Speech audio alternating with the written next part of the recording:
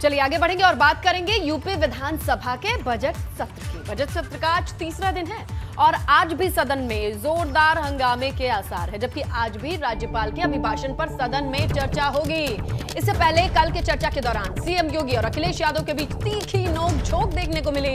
इसके चलते कल भी सत्र हंगामेदार रहा। अब कल यानी 26 मई को योगी सरकार 2.0 अपना पहला बजट भी पेश करेगी, जिसे लेकर के तैयारी जारी है। और तैयारी से मतलब दोनों पक्ष को लेकर है।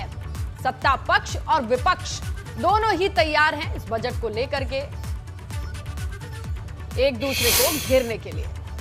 और आइए अब आपको 3 तस्वीरों के जरिए समझाने की कोशिश करते हैं कि पिछले 2 दिनों में विधानसभा के अंदर क्या कुछ हुआ और आज क्या कुछ होने के आसार दिखाई दे रहे हैं। अब पहले दिन जब विधानसभा में बजट सत्र की शुरुआत हुई तो सत्र शुरू होते ही हंगामा शुरू हो गया। सपा के विधायक कई मुद्दों को लेकर वेल में पहुंच गए और जमकर हंगामा किया। कल दूसरे दिन भी सदन के भीतर हंगामे की गूंज साफ तौर से सुनाई दी और विपक्ष ने जोरदार हंगामा कल भी किया। इस दौरान सीएम योगी और अखिलेश यादव के बीच तीखी नोकझोंक भी देखने को मिली। अब आज सदन का तीसरा दिन है, हालांकि आज भी हंगामे के आसार दिखाई दे रहे हैं, जबकि आज भी राज्यपाल के अभिभाषण पर चर्चा होगी।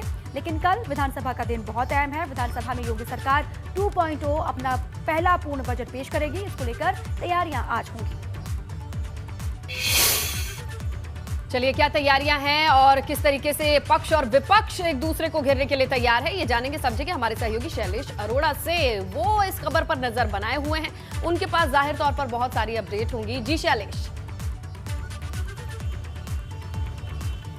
देखिए, निश्चित रूप से विधानसभा का सत्र चल रहा है, तीसरा दिन है और लगातार अगर आप देखें तो सबकी निगाहें इस पर टिकी हुई हैं, चाहे वो हंगामे को लेकर हो, चाहे वो जो सियासी उठापटक चल रही है उसको लेकर हो। बहरहाल पहले बात करते हैं आज की, अगर हम जो कार्रवाई चलेगी विधानसभा में उसको लेकर, तो देखिए आज भी लगातार दूसरे दिन जो राज्यपाल का अभिभाषण हुआ था सत्र की शुरुआत में, उसके ऊपर चर्चा होगी। जो सदस्य हैं वो सब इस पर चर्चा करेंगे, अपनी अपनी राय रखेंगे। और निश्चित रूप से जिस तरह से हमने कल देखा था कि सदन में काफ़ी तीखी नोकझोंक हुई थी मुख्यमंत्री और सपा अध्यक्ष अखिलेश यादव जो नेता प्रतिपक्ष है उनके बीच में, उसी तरह की तस्वीर आज जब सदस्यों की चर्चा होगी उस दौरान भी देखने को मिल सकती है यहाँ पर। इसके अलावा अगर बात करें, देखिए जो प्रश्न आज उठाए जाएंगे यहाँ पर, उनमें सबसे ज़्यादा जो प्रश्न फिलहाल नज़र आ रहे हैं वो है ऊर्जा विभाग से जुड़े, लोक निर्माण विभाग से जुड़े हुए, नगर विकास विभाग से जुड़े हुए। यानी अगर कहा जाए तो जो सदस्य हैं आज सदन में जो ऊर्जा विभाग से जुड़ी हुई चीज़ें हैं, चाहे वो योजना से जुड़ी हो, चाहे समस्याओं से जुड़ी हो, खासतौर से जो मुद्दा होगा अगर ऊर्जा विभाग से जुड़ा हुआ जिन पर सवाल आज किए जाएंगे तो वो होगा कि किस तरह से कोरोना काल में बिल्कुल शैलेश, देखिए आज की कार्यवाही से जुड़ी अहम जानकारी आप दे रहे हैं और इस पर हमारी नजर रहेगी लगातार। शुक्रिया शैलेश जानकारी के लिए।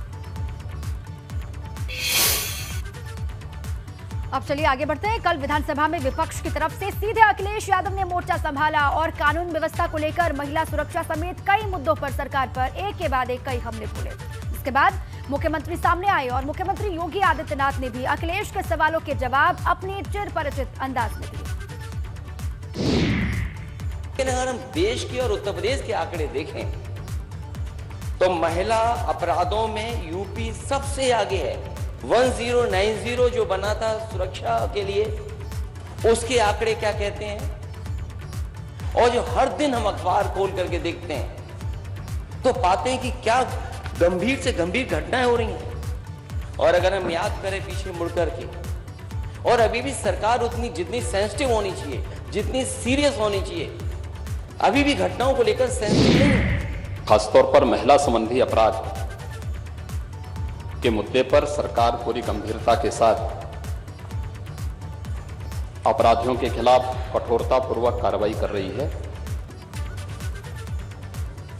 ये भारतीय जनता पार्टी की सरकार है। यहाँ अपराधियों के बारे में ये नहीं कहा जाता कि लड़के हैं गलती कर देते हैं।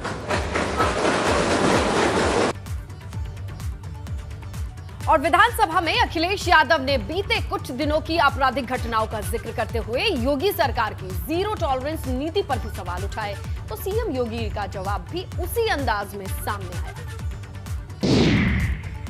कल की घटना रामपुर की, जहां रूलिंग पार्टी के सदस्य थाने में जाकर के जिनके ऊपर जिम्मेदारी है कि कानून व्यवस्था को बेहतर करेंगे, उनकी पिटाई हो जाना।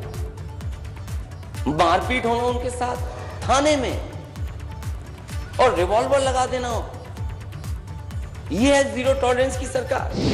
अगर अपराधी है तो कोई भी है, वो जीरो टॉलरेंस की नीति के तहत ही कार्रवाई होती है। और नेता प्रतिपक्ष इस बात को अच्छी तरह जानते भी हैं, समझते भी हैं, उन्होंने स्वीकार भी किया है कि कार्रवाई हुई भी है। क्योंकि आप तो हर उस अपराधी का समर्थन करते हैं जो प्रदेश में अराजकता के पर्याय थे।